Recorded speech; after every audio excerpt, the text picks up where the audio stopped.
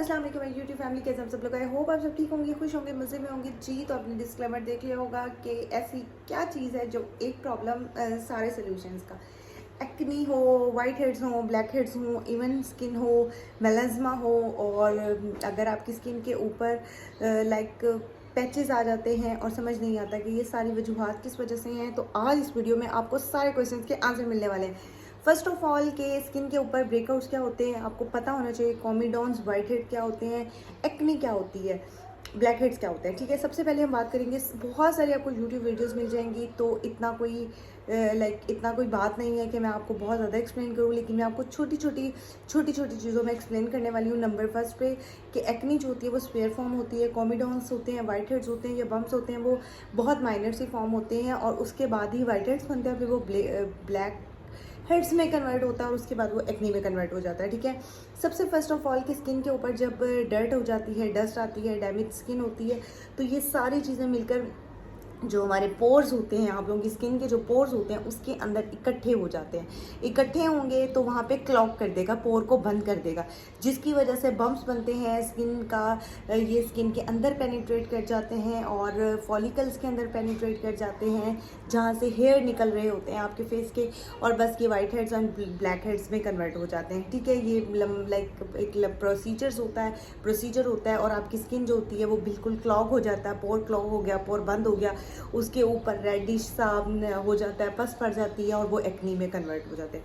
तो ये सारी एक चीज़ है। सबसे पहली बात, सबसे फर्स्ट ऑफ ऑल चीज़ क्या है कि आपको जब वाइट हेड्स आया या बम्स आया, कॉमिडॉन्स आया, तो आपको पता हो जाना चाहिए कि अभी ये एक्नी की तरफ इशारा कर रहा है, आपकी स्किन को अटेंशन की ज़रूरत है।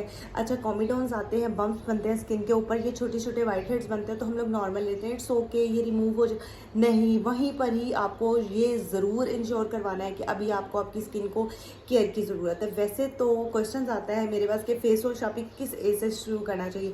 आफ्टर प्यूबर्टी, लाइक जब आप बलोगत की उम्र पहुँचते हैं, लाइक ये गर्ल्स के अंदर हार्मोनल चेंज स्टार्ट हो जाता है, तो 8 ईयर्स से लेकर 13 ईयर्स तक जो एज होती है वो गर्ल्स के लिए होती है प्यूबर्टी की। और 13 ईयर लाइक इसके बाद आपको फेस वॉश, तो आपने मुँह तो धोना ही है ना, मुँह तो आप बचपन से धोते हुए आ रहे हो।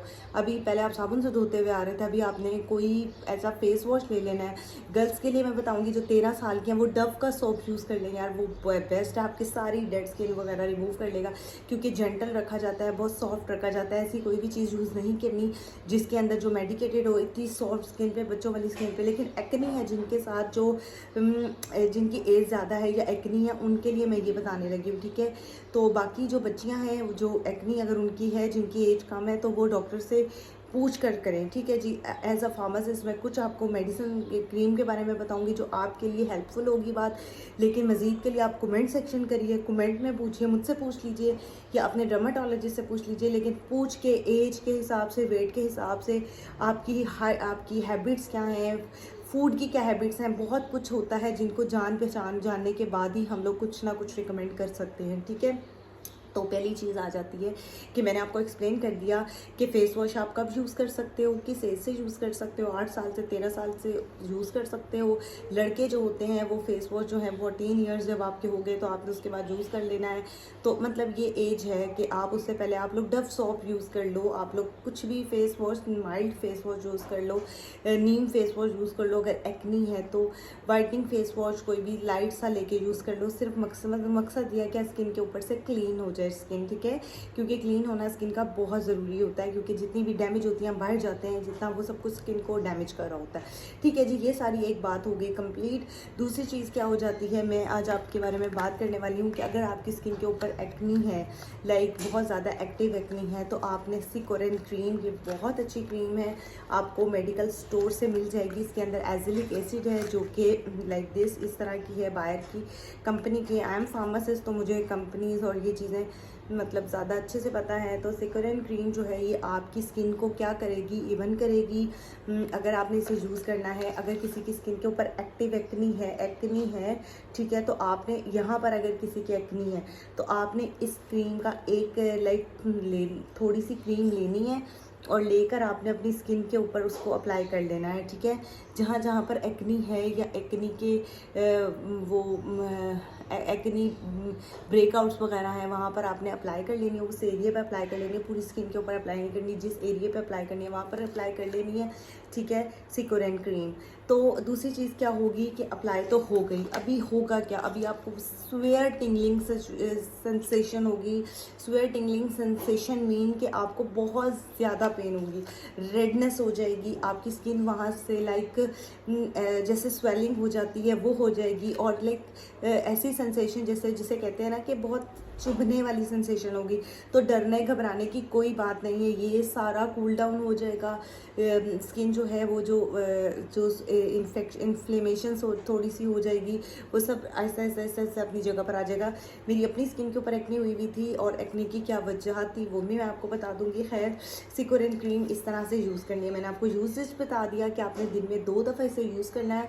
रात सोने से पहले अच्छे से फेस को क्लिनस करना है, उसके बाद आपने क्रीम अप्लाई करनी है, और सुबह सवेरे उठ के आपने सुबह ही उठ के बहुत अच्छे से अपने फेस को वॉश किया, उसके बाद सन ब्लॉक वगैरह लगा के उसके बाद आपने अपनी क्रीम अप्लाई कर लेनी है, ठीक है, मॉइस्चराइज़र अप्लाई करना है।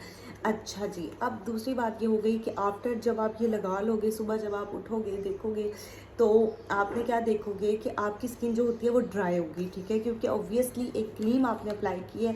तो मैं उसकी बाद जो यूज़ कर रही हूँ वो बायो ऑयल यूज़ कर रही हूँ, ठीक है। This is the best oil. इसके बारे में बहुत सारे लोग क्वेश्चन करते हैं कि बायो ऑयल कैसा है। भाई, जिसकी स्किन के ऊपर एक्नी नहीं है वो तो ये क्रीम यूज़ ही नहीं करेगा, ठीक है, तो वो बायो ऑयल यूज़ कर सकता है। आप इसे अपनी स्किन रिजीम में शामिल कर सकते हो। ये स्किन के बहुत सारे मसले मसाइल ठीक कर देगा।